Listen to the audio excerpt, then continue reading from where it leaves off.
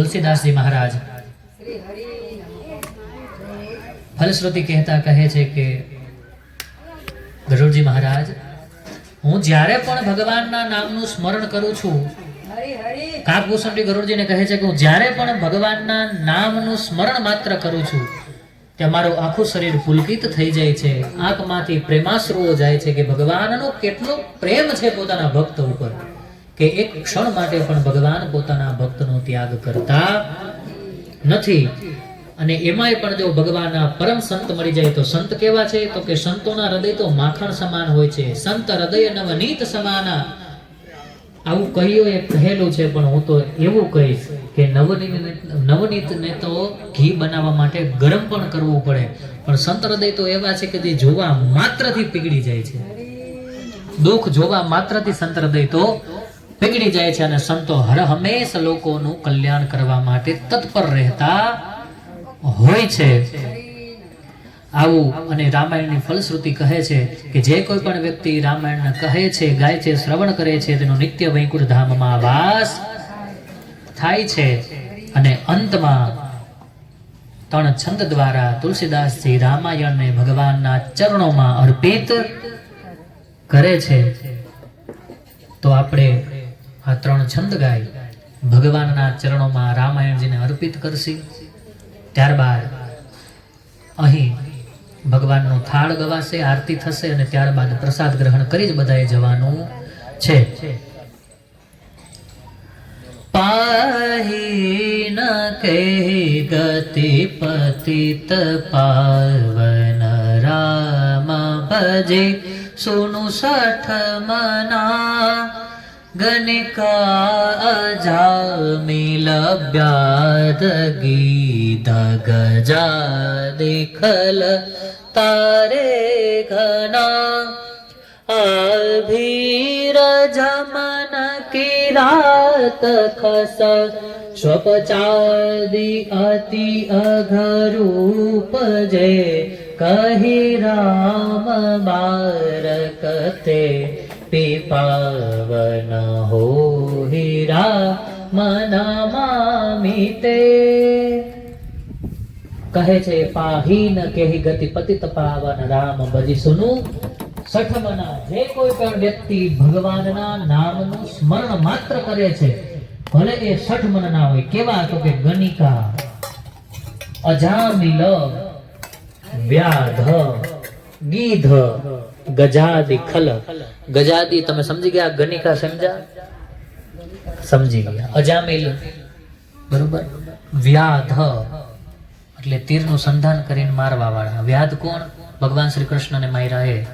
વ્યાધ ગીધ કોણ જટાયુ બરોબર ગજાદી ગજ હાથી કોણ ગજેન્દ્ર બરોબર ખલ કહેતા અસુરો આ ભીર જમન કિરાત ખસ સ્વપચાદી અતિ અઘરૂપ છે મતલબ અઘરૂપ કેતા સર્પ જેવા છે નિત્ય આળસુની જેમ પડી રહે છે એ પણ કહી નામ બારક તે પાવન હોહી રામ નમામિ રામ નામનું ઉચ્ચારણ કરવા માત્રથી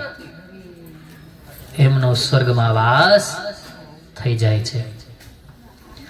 रघुवंश भूषण चरित यह नर कहि सुनहि जे गावहि कलिमल मनोमल धोई बिनु श्रम राम ताम सिधावहि सत पंच चौपई मनोहर जानी जो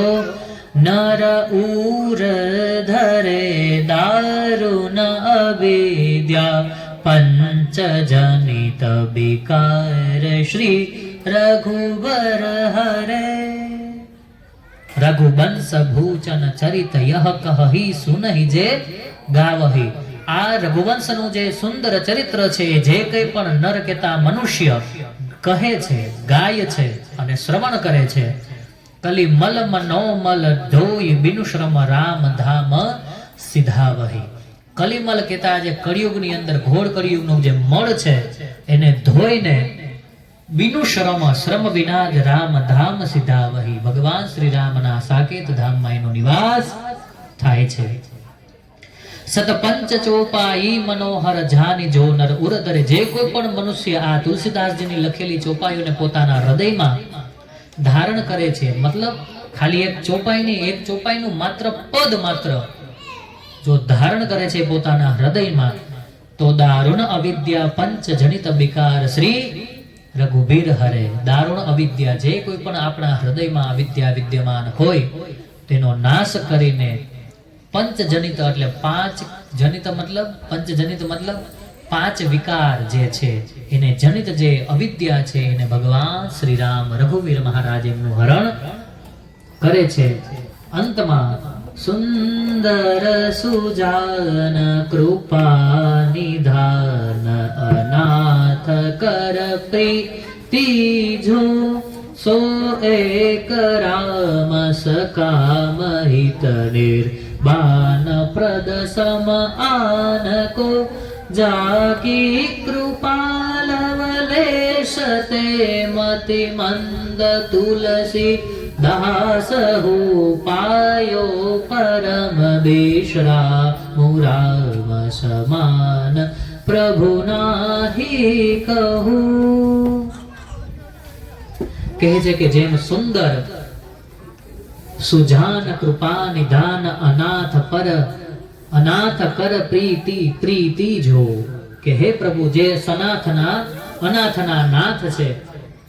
એમની કૃપા જો ક્ષણભંગુર આપણા ઉપર થઈ જાય તો શું થાય? રામ અકામ હિત નિર્બાન પ્રદ સમ આનકો, જે નિર્વાણ પદ છે એમની પ્રાપ્તિ થઈ જાય છે। જાકી કૃપા લવલેશ તે મતિ મંદ તુલસીદાસ હો, જેની કૃપા માત્રથી આ તુલસીદાસજી આ ગ્રંથની રચના કરી છે। પાયો પરમ વિશ્રામ રામ સમાન પ્રભુ નાહી કહું। હું તુલસીદાસ કહું છું કે ભગવાન શ્રી રામ સિવાય કોઈ પણ ભગવાન છે નહીં। ત્યારબાદ ભગવાન શ્રી રામને ગુણગાન કરીને અંતે આ તુલસીદાસજી ના શબ્દોને અનુસરીને દરેક વિદ્વાનો સાથે, દરેક સાધુ સંતો સાથે, દરેક વક્તાઓ સાથે હું પણ મારી આ વાણીને ભગવાન શ્રી રામના ચરણોમાં અર્પિત કરું છું। રિલાયન્સ પરિવારના સૌજન્યથી આપણે સૌએ ભગવાન શ્રી રામની આ સુંદર કથાનું 7 દિવસ સુધી શ્રવણ કર્યું। સૌ પ્રથમ દિવસે समस्त रामायणનો પરિચય આપણે સાંભળ્યો, બીજા દિવસે રામ જન્મ, ત્રીજા દિવસે ભગવાન શ્રી રામનો વિવાહ, ચોથા અને પાંચમા દિવસે ભગવાનનો વનવાસની કથા, છઠ્ઠા અને સાતમા દિવસે રામ રાવણનું યુદ્ધ અને ઉત્તર ચરિત્રની કથા આપણે વિસ્તારથી સાંભળી। આપના સૌના હૃદયમાં ભગવાન શ્રી રામનો નિત્ય વાસ થાય। ભગવાન શ્રી રામમાં, ભગવાનના ચરિત્રમાં, ભગવાનની કથામાં આપ સૌની પ્રીતિ उत्तरोत्तर વધે એવી ભગવાન શ્રી રામના, ભગવાન શ્રી કૃષ્ણના, નીલકંઠ મહાદેવજીના ચરણોમાં એવી પ્રાર્થના। અંતે ધૂન ભજન કીર્તન કરીને અને અંતમાં ભગવાનના ચરણોમાં આપણી આ કથાનો આપણે વિશ્રામ કરીએ। વિરામ હોય નહીં, હંમેશા આપણે કથાનો વિશ્રામ કરવાનો। ભગવાનના ચરણોમાં આપણી આ કથાને આજે આપણે સમર્પિત કરીએ। रघुपति राघव राजा राम पतित पावन सीताराम। रघुपति राघव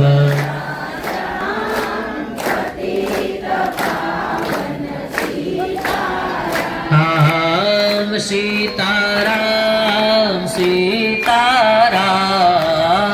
सीताराम सीताराम सीताराम सीताराम। रघुपति राघव राजा राम पतित पावन सीताराम। रघुपति राघव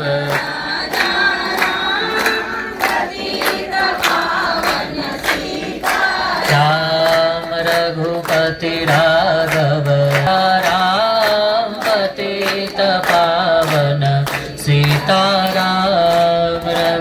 રઘુપતિ રામ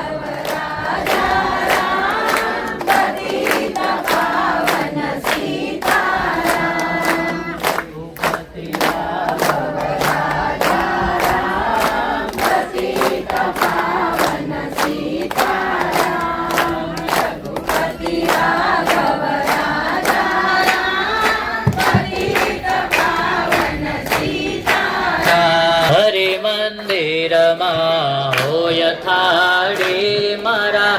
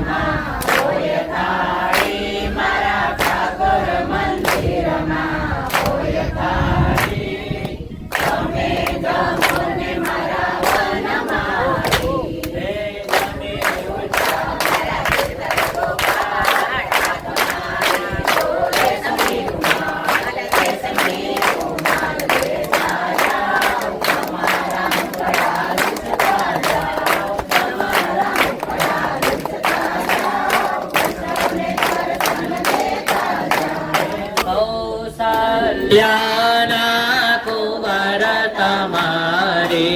આરતી રોજ તારું રે કૌશલ્યા કુંવર તમારે આરતી રોજ તારું રે નિત્ય સવારે વેલા ઉઠી એને કાય પતાયું રે નિત્ય સવારે વેલા ઉઠી એને કાય પતાયું રે સરયો ધરા